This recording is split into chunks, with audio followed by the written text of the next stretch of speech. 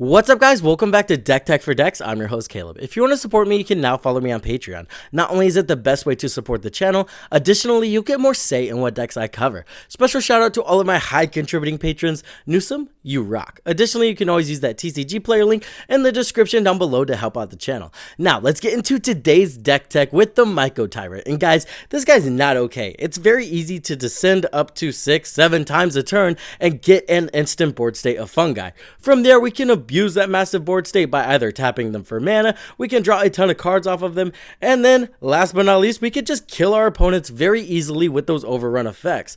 What's kind of amazing with this deck is we can seamlessly attach a Powers Matter strategy into a go wide deck. Since our commander just starts getting massive, we can abuse his power while buffing our entire board state. So it just kind of seamlessly, like I said, fits in the deck. Another thing we can abuse is the Convoke ability for our go wide strategy.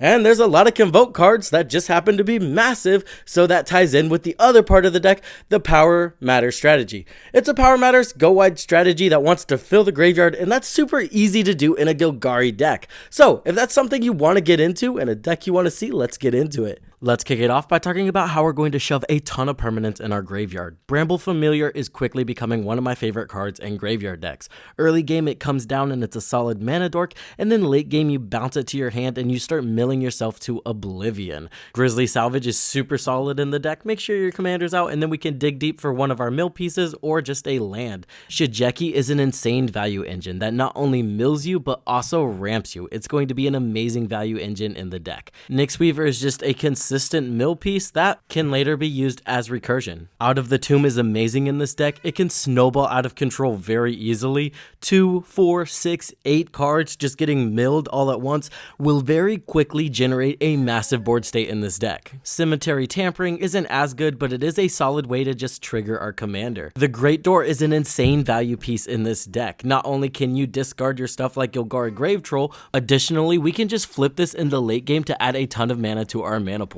Hermit Druid is going to also make the list. Tap this guy and just pitch a ton of cards into your graveyard. World Shaper is going to be very useful to get all of our lands back while being a consistent way to mill cards in the early game. Golgari Grave Troll, Golgari Thug, and Life from the Loam are our solid dredge pieces. These are some of the best cards in the deck and 9 times out of 10 will be our Entomb targets. Tekanuma is just a solid way to mill cards tacked onto a land. Sivrus is an insane value engine in the deck. Not only do we get to essentially mill 3 cards every turn consistently, additionally we can get those cards back from our graveyard very easily if our opponents don't want to pay 3 life. Doom Whisper is going to be insane in the deck. Honestly, this guy gives me Grizzlebrand vibes. All you have to do is pay life and you can search for the cards you need while pitching a lot of things to the graveyard to trigger our commander. Underrealm Lich is also going to be insane in this deck. Now whenever you draw 1 card, you're just going to look at the top 3 instead and pitch 2 of them. This goes insane with cards like Greater Good. Now whenever you sack a 10-10, you're going to look at 30 cards and pitch 20 of them.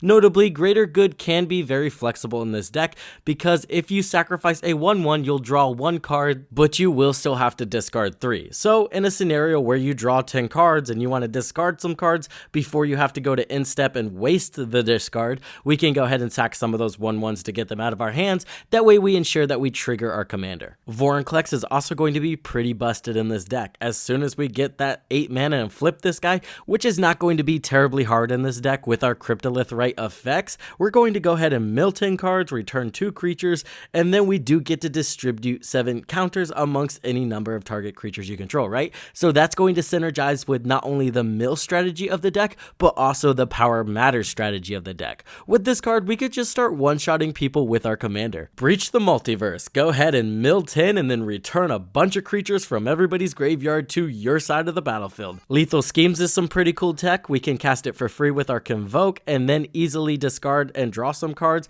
fueling our commander. Mesmeric Orb is another card that can cause you to just run away with the game. Once you start untapping your massive board state and all of your lands, you're just milling yourself to an oblivion, creating a massive board state. Altar of Dementia, amazing in this deck. We have some pretty big creatures in this deck, so being able to sacrifice them to mill 20 or 8 cards is pretty good. Tarian's Journal, pretty solid here. Early game we can get some solid card advantage. In late game it's just just going to allow us to cast stuff from our graveyard. Unmarked Grave, Buried Alive, and Entomb effects are going to be really important in this deck just to be sure we can get those dredge effects in our graveyard. Moving on, let's talk about our Powers Matters strategy. Hogak is incredibly powerful in this deck. We're going to have a massive board state, so it's going to be really easy to tap 7 of them, cast this guy from our graveyard, and then sack him to something like an Altar of Dementia or Greater Good to draw a ton of cards or fill our graveyard. And that's just going to result in us making a bigger board state. Ancient Imperiosaur, if you convoke this guy with 7 creatures, he will enter as a 20/20.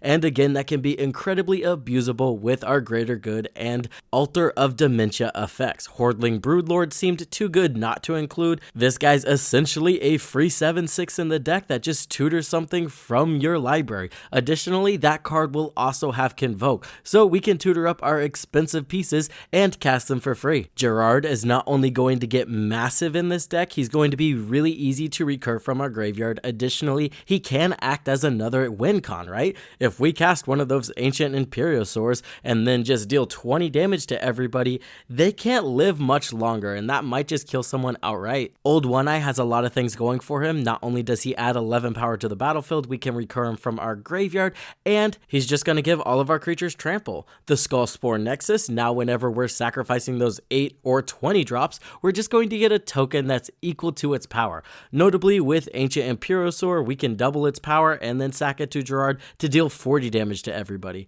Pretty busted. Souls of the Lost, this card's going to get massive and it only costs 2 mana. Yes, we do have to sacrifice something and discard a card, but that's kind of what the deck wants to do anyway. Ghoulcaller Gisa can just make an instant board state in this deck. Whether we're sacking that Ancient Imperiosaur or Hogak, we're getting a lot of zombies off of that. The Great Hinge just seems solid. We have a way to gain life, draw cards, and add mana.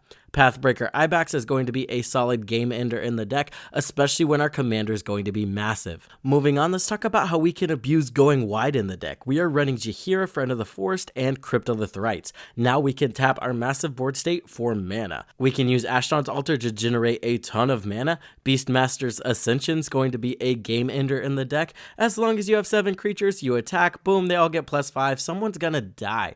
The Meathook Massacre. Not only can this be a solid board wipe, but again, with a big enough board state, this just can kill all of our opponents. Skullclamp, one of the best cards in the deck. 1 mana, draw 2 cards, you gotta love it. The Mycoloth, we can have this guy enter, we're gonna sacrifice our whole board state minus our commander, and then as long as he makes it to our upkeep, we're gonna double up on that board state. You can't complain. Moving on to the core of the deck, we have Swiftfoot Boots and Lightning Greaves to protect our key pieces as well as our commander. Crashing Drawbridge is going to be pretty impactful here. If we do cast a Pathbreaker Ibex, I can't imagine them waiting for us to untap with that and kill them, so they're going to do everything in their power to remove it. Crashing Drawbridge is going to take that option away from them.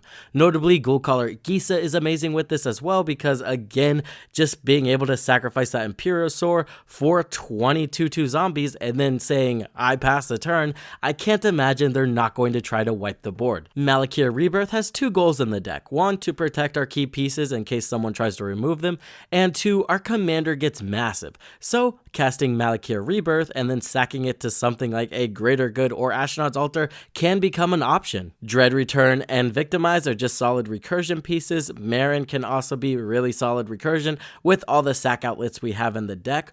Oran Frostfang is going to generate an insane amount of card advantage while giving all of those pesky fungi Death Touch. The Gitrog Monster, not only will this trigger our commander, but it's also going to give us the ability to draw more cards and play more lands. Pair this guy with Life from the Loam and you've just made an insane engine. Heroic Intervention seemed pretty important in this deck because of the pass-go nature of it, right? We get that massive board state on our end step, which is kind of the only balancing thing about this commander. So having a Heroic Intervention to make sure we untap with our massive board state can be very impactful. Guardian Project, just some solid card advantage. Eternal Witness, Squirming Emergence, and Balaged Recovery can also be really good recursion pieces for our permanents that aren't exactly creatures. Parallel Lives is really solid in this deck, again doubling up on that massive board state or the Ghoul Color Gisa zombies. Even Mycotyrant is going to go insane with this card. Moving on to ramp, we are running Azusa's Lost But Sinking. This girl's going to be amazing with Life from the Loam. All you have to do is grab 3 sack lands, throw them on the battlefield, sacrifice them, search your library for more lands, and then we've not only triggered our commander off of the dredge effect from Life from the Loam, we've also triggered our commander because we're using sack lands. We're throwing those lands back into the graveyard, and that will satisfy his Descend ability. From there, we're running Elvish Mystic, Finned Horned Elves, Leonwar Elves, and Elves of Deep Shadow. Like I said, just keeping it very simple. We also have Secure Tribuilder. Again, another card that can trigger our commander's Descend ability while ramping. Moving on to removal, we have Boseiju Who Endures, Tear Asunder, Canker Bloom, Assassin's Trophy, Beast Within, and Bane of Progress, just to hate out those huge artifact and enchantment strategies. That's going to do it for the deck, guys. This guy's absolutely insane. The amount of cards that end up in your graveyard legitimately becomes bigger than your library at some point in the game. And once you get it to that point, it's easy to win the game from there. I hope you guys enjoyed this video. I really enjoyed this commander. I think he's just busted. As always, I would like to thank my patrons, Newsome and Chicken Salad. You guys are amazing. I also appreciate all my other patrons. I couldn't do it without you guys. With that being said, I hope this helped you in your deck building endeavors, and I will see you in the next one.